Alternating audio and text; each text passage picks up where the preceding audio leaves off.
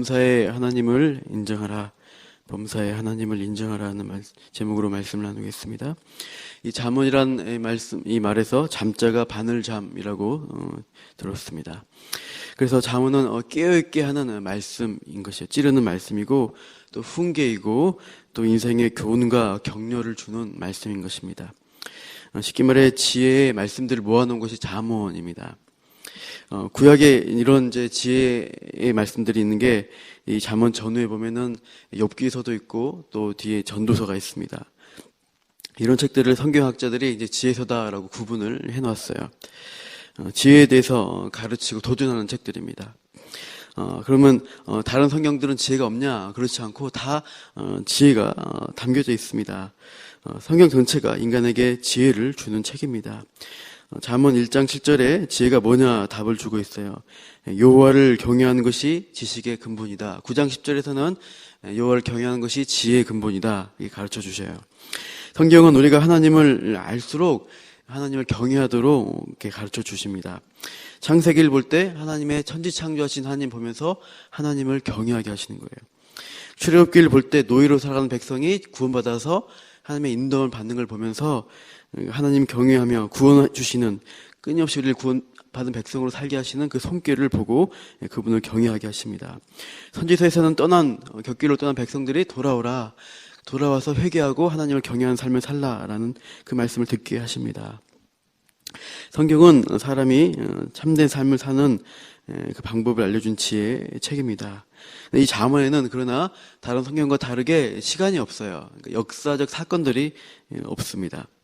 어록들, 여러 가지 말씀들을 모아놓은 책들입니다. 스토리가 여러 가지 이야기가 없어서 재미는 없을 수 있어요. 또 문맥도 이렇게 많지 않고 이렇게 딱딱 끊어진 느낌이 듭니다. 특수한 역사와 상황이 없고 그래서 일반적인 지혜와 깨달음을 주는 책으로 보입니다. 또 그것도 일반적인 지혜를 준 것도 맞습니다.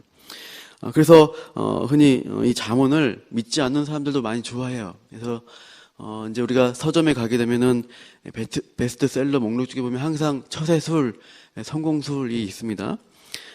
이렇게 믿지 않는 사람들도 자기 개발서의 그런 목적으로 잠언을 많이 읽는다고 합니다. 도덕 윤리나 어떤 성공적인 삶을 살 때 어떤 지혜를 배울 수 있다고 생각하는 거예요. 그러나 그런 식으로만 읽는다 하면 이 잠언이 가리키는 지혜를 그 핵심을 놓치는 것입니다.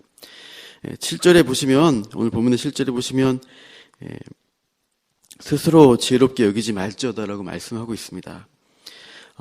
그래서 잠언에서 자기 지혜로 자기 힘으로 살려는 사람을 경계하고 있는데 그냥 초대서를 읽게 되면은 잠언에서 경계하는 미련한 자, 악한 자의 삶을 오히려 살게 되는 것입니다.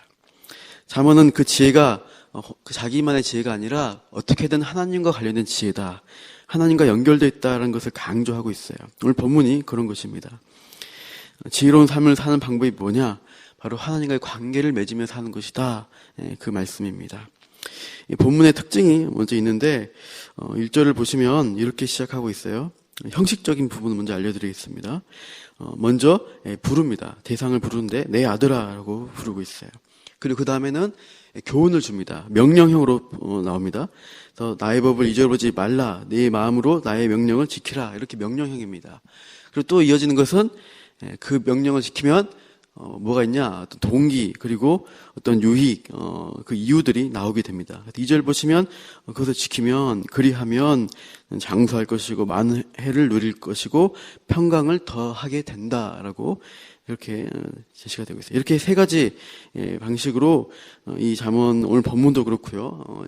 대체로 이렇게 1장에서 9장에 나오는 장면들이 그런 형식을 갖추고 나오고 있습니다. 그래서 하나님 백성이 어떻게 지혜를 선택할 것인가? 참 지혜 있는 길을 선택하면은 복 받고 미련한 길로 가면은 망한다. 이것이 주제입니다. 그럼 그 좋은 길을 어떻게 우리가 갈 것이냐? 잠언 1장에서는 악한 친구를 사귀지 말라라고 경고했습니다. 2장에서는 정직하게 살라, 특히 음녀를 피하라 이렇게 우리에게 알려주셨습니다. 3장에서는 이제 비로소 하나님과의 관계를 말씀해주고 있어요. 범사에 하나님을 인정하라, 하나님을 의지하고 신뢰하라, 그것이 지혜다는 거예요. 그래서 우리 1절에 보시면 나의 법을 잊어버리지 말라, 또 너의 마음으로 네 마음으로 나의 명령을 지키라 이렇게 말씀합니다. 3절에 보시면 인자와 진리가 너에게서 떠나지 않게라는 것입니다. 그래서 그것을 장신구처럼 목에 매라고까지 말씀하시고 있어요. 그리고 마음판에 새기는 것까지 나옵니다. 그래서 인자와 진리, 하나님을 신뢰하는 그것은 5절에 나오듯이 하나님을 신뢰하는 것이다. 6절에 인정하는 것이다. 라고 가르쳐주고 있습니다. 그러나 사람들 어떻게 삽니까? 자기의 명철, 자기의 어떤 지식을 의지하고 자기 스스로를 지혜롭게 여기며 살아가기 때문에 문제라는 것입니다. 우리가 어떻게 하나님을 잊지 않고 살 수 있을 것이냐? 그 답이 계속 보시면 1절에 내 마음으로라는 단어가 나옵니다. 3절에 보시면 내 마음판에 새기라고 되어 있습니다. 5절에도 내 마음을 다하라고 말씀하고 있습니다. 우리가 하나님 잊지 않은 것은 우리 마음의 말씀을 새기는 것입니다. 여러분 바닷가에 가시면 파도가 치는 걸 보게 될 텐데 우리가 이제 서로 이렇게 놀다 보면 글씨를 새기잖아요. 그림을 그리고. 근데 파도가 한번 쳤다가 지나가면 어떻게 됩니까? 그냥 싹 사라지게 됩니다. 우리 지식이, 우리 마음이 그런 것 같아요.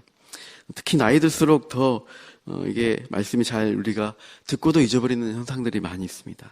성경 파노라마 제가 공부를 하다 보면은 암송을 이렇게 부탁드리는데 어려워하셔요, 많이들. 방금 본 것도 금방 잊어버리셔서 쓰다가 틀리시더라고요. 사실 저도 많이 요즘 그렇습니다. 하지만 계속해서 말씀을 반복해서 우리가 접하고 우리 마음에 새기는 일들을 하는 것입니다. 그 새기는 일을 통해서 우리가 그 하루하루 말씀을 의지하면서 우리 마음에 그것이 들어오는 것입니다. 그 말씀 가운데서 우리가 하나님의 뜻을 따라 살 수가 있다는 거예요. 그래서 마음을 우리가 하나님 잊지 않는 것은 마음에 새기는 방법인 거고, 두 번째로는 말씀이 마음에 있어야 하나님을 신뢰할 수 있다는 것이에요. 그래서 너 마음을 다하여 하나님을 신뢰하라라고 하는 것입니다. 3절에 보시면 인자와 진리라는 단어가 나오고 있습니다.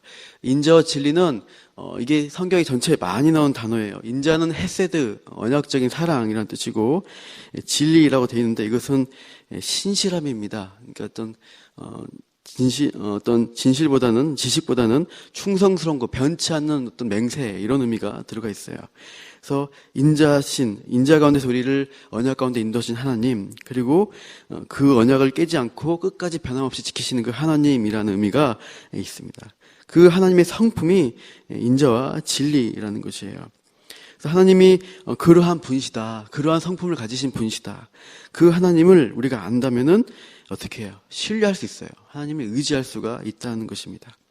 여러분, 믿음이라는 것이 무엇입니까? 믿음은 어떤 살 얼음판이 아니라 굳어있는 얼음판 위를 가는 것 같아요. 추운 겨울날에 어떤 사람이 강을 건너려고 합니다. 근데 그 얼음이 얼어있는데 그 얼음이 제대로 얼어있는지 모르겠어요. 그래서 우리가 어떻게 해요? 강가에서 한 발을 내딛고, 땅에 발을 내딛고 한 발로 그 얼음을 발로 굴러보는 것입니다. 딱 쳤을 때 얼음이 깨지나 안 깨지나 이렇게 쳐보는 것입니다. 괜찮은가? 안쪽에 있는 얼음은 살얼음이 아닐까? 걱정하면서 한 발 한 발 조심히 걸어갈 수가 있다는 거예요. 불안하죠. 그러나 어떻게 됩니까? 무엇을 보게 되면 됩니까? 요란한 쌍두마차를 이끄는 말이 이끄는 마차가 그 얼음판을 확 지나가는 걸 보게 됐어요.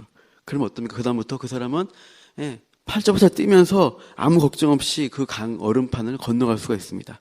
단단한 얼음이라는 증거죠.